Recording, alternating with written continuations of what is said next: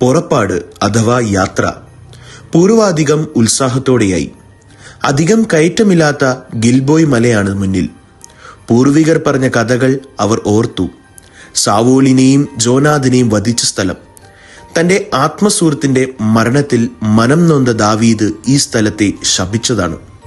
ശാപഗ്രസ്തമായ ആ സ്ഥലം തരിശായി കിടക്കുന്നതാണ് നമ്മുടെ യാത്രാസംഘം കണ്ടതും.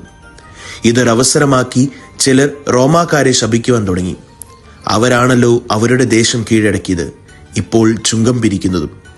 എന്നാൽ അവരിൽ 2 പേര്, ജോസഫും മേരിയും, ഇത്തരം സംഭാഷണങ്ങളിൽ നിന്ന് വിട്ടുനിന്നു. സംഭാഷണങ്ങളിൽ കുറ്റം പറയുന്ന ആളാണ് ഞാൻ.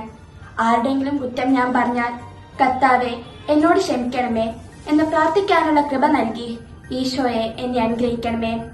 ഇങ്ങനെ എന്നിലുള്ള തിന്മയ്ക്കുപരി നന്മയ്ക്ക് ഉപകരണമാക്കണമേ.